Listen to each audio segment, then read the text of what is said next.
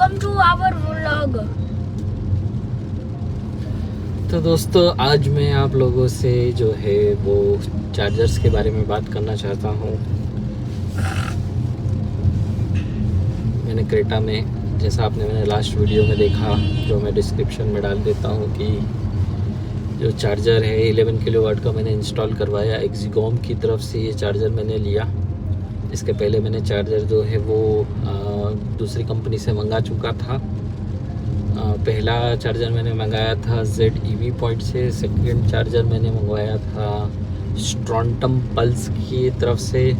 और एक चार्जर मैंने सबसे पहले मंगाया था जो था स्टैटिक का, बट वो चार्जर जो है वो मैंने लेते से ही उसको कैंसिल कर दिया था। मैंने 24 जुलाई को मैंने ऑर्डर किया था और 25 को मैंने उसको कैंसिल कर दिया था। रीज़न ये था कि वो लोग जो हैं वो उसको जल्दी डिलीवर नहीं कर रहे थे।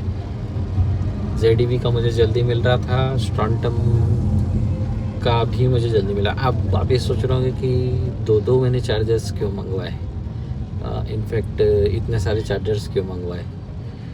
तो स्टैटिक का तो मैंने बता दिया कि क्या प्रॉब्लम था, तो मैंने वो कैंसिल किया। ZEV पॉइंट का मैंने ऑर्डर किया। ऑर्डर करने के बाद जो है वो चार्जर को इंस्टॉल किया। इंस्टॉल करने के टाइम चार्जर वर्कआउट नहीं हुआ। शुरू में लगा कि फॉल्टी प्रोडक्ट है, बाद में ये सोचा कि प्रॉब्लम है, तो 2 दिन फॉलोअप किया टीम से, लेकिन कुछ आउटपुट मिला नहीं। फिर मैंने सोचा कि कोई फ़ायदा नहीं है। चार्जेस जो मैंने पे किए, स्टैटिक का 40,000 का था, 39 something, 990 something, and then ZEV का 35 और 36,999 समथिंग।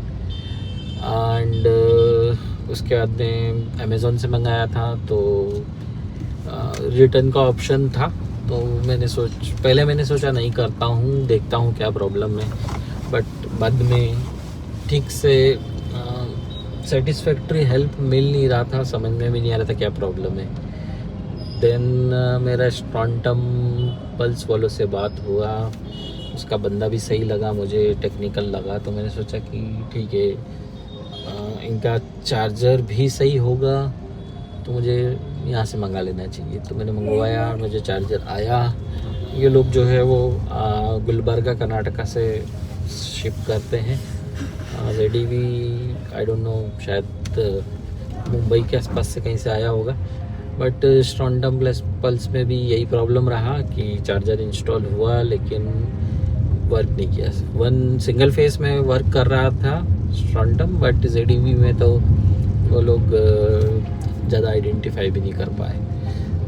तो ZEV पॉइंट का थोड़ा सा टेक्निकल सपोर्ट उतना अच्छा नहीं है। स्ट्रॉन्टम का जो कि ग्रोइंग है, बहुत ज़्यादा बड़ी कंपनी नहीं है, तो टेक्निकल मुझे थोड़ा अच्छा लगा उनका। स्टैटिक का तो पूरा ऑन पेपर वर्क चलता है, तो स्टैटिक तो नॉट रिकमेंडेड एट ऑल, क्योंकि उनके बहुत मसले हैं और बहुत उनके बुकिश रूल है, तो मैं रिकमेंड नहीं करूँगा। उनका रिव्यूज़ भी अच्छे नहीं है, आप लोग अमेज़ोन पे विज़िट करके देख लीजिए। किसके? तो फाइनली ये जो है सबको मैंने रिटर्न कर दिया। अभी प्रॉब्लम क्या थी ये पता ही नहीं चला, बस यही लगा कि स्ट्रॉन्टम पल्स में भी प्रॉब्लम है, ZEV की तरह सभी में प्रॉब्लम है। अब डाउट ये भी हुआ कि अरे यार, एक चार्जर ख़राब हो सकता है, दूसरा कैसे ख़राब हो सकता है। एनीवे, स्ट्रॉन्टम पल्स वाले ने सीधा सिंपल यही बोला था ऑर्डर करते टाइम पे कि अगर आप ऑर्डर कर रहे हो नहीं वर्क किया तो मैं सीधा रिटर्न कर लूँगा। तो फिर मैंने भी ज़्यादा क्वेश्चंस नहीं किए, और उनका कोई ये भी नहीं था इंस्टॉलेशन वगैरह का, कुछ गाइड वगैरह। बाद में ZEV पॉइंट वालों से जब कम्युनिकेशन हुआ तब उन्होंने बोला कि आप चाहो तो हम जो है टेक्निकल बंदे को भेज सकते हैं, देख लेगा आपके घर का क्या वायरिंग वगैरह है, ऐसा वैसा जो भी है। तो मैं ये कहता हूँ कि थोड़ा सा लेट हो गए ये लोग, थोड़ा सा इस मामले में उनको जल्दी आना चाहिए था। तो एनीवे फिर मैंने फाइनली एक्सिकॉम को ऑर्डर किया। एक्सिकॉम भी थोड़ा सा डिले हुआ आने में, बट फाइनली एक्सिकॉम आया, उनका टेक्निकल बंदा आया, वो दोपहर में 3 बजे आया और रात को 11 बजे गया। रीज़न ये था कि इंस्टॉलेशन में टाइम लगा, प्लस बाद में वही सेम चीज़ देखने को मिली कि सिंगल फेस पे जो है वो वर्क कर रहा है, लेकिन 3 फेस पे वर्क नहीं कर रहा है। एट दी एंड मल्टीमीटर से उन्होंने चेक किया कि क्या प्रॉब्लम है, और फाइनली ये जाके पता चला कि हमारा जो मध्य प्रदेश का इलेक्ट्रिसिटी बोर्ड है, वहाँ के कुछ वर्कर्स जो थे उन्होंने जो है कुछ केबलिंग का गलत कुछ तो कनेक्शन किया हुआ था, यानी कि पोल के ऊपर से उन्होंने 3 फेस के 2 फेस कर रखे थे, तो जिसकी वजह से घर में एक्चुअली में टोटल 3 फेस आने के बजाय 2 ही फेस आ रहा था। और हम लोग 10-12 साल से इस घर में रह रहे हैं, तो आप सोचिए कि 2 फेस पे हम लोग शायद 12 साल से ही रह रहे हैं, बजाय 3 फेस के, कि हमने 3 फेस का कनेक्शन लिया हुआ। तो फाइनली एमपीबी को जैसे ही इसका कंप्लेंट किया, उन्होंने इसको तुरंत फिक्स भी किया, उन्होंने डिले नहीं किया, और फाइनली जो एक्सिकॉम का जो चार्जर है वो वर्क करने लगा। तो ये एक जर्नी रही मेरी चार्जर इंस्टॉलेशन की। तो ओवरऑल कंक्लूजन ये है कि ZAV पॉइंट अच्छा है, टेक सपोर्ट उनका ठीक है, मतलब उन लोगों को थोड़ा सा इस मामले में जल्दी करना चाहिए था, जो उन्होंने एक्चुअली में बाद में किया। अगर प्रॉम्प्टली वो आंसर दे देते तो हो सकता था कि मेरे पास पे आज घर पे ZAV पॉइंट का ही चार्जर इंस्टॉल होता, जो कि एक गुड लुकिंग चार्जर था, फंक्शंस वगैरह सब कुछ थे। देन स्ट्रॉन्टम पल्स वाले में चार्जर वगैरह सब कुछ था, बंदा भी सही था, बट उनके साइड से आई गेस टेक सपोर्ट वाली जो चीज़ है वो मिसिंग थी। ZAV पॉइंट में चार्जेस भी ज़्यादा हैं, स्टैटिक में भी ज़्यादा है, 3000 समथिंग।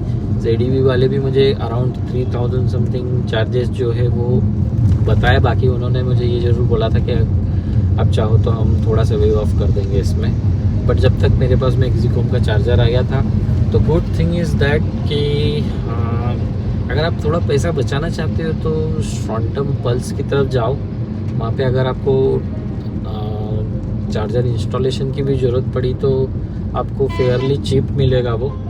बाकी दूसरे जितने भी चार्जर है आपको सबसे महंगा पड़ देने वाला है, स्टैटिक का इंस्टॉलेशन सहित वो 43 के अराउंड कुछ चला जाएगा आपको, और ZAV जो है आपको अराउंड 40,000 के आसपास चला जाएगा।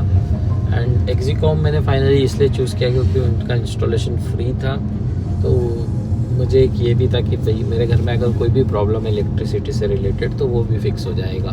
वो फाइनली वो फिक्स हुआ, और उन्हीं की वजह से ही हुआ। तो आई रिकमेंड एक्सिकॉम में अच्छे फीचर्स भी हैं, तो हम लोग जो हैं वो मैं एक शॉर्ट वीडियो बना दूंगा एक्सिकॉम के फीचर्स के बारे में।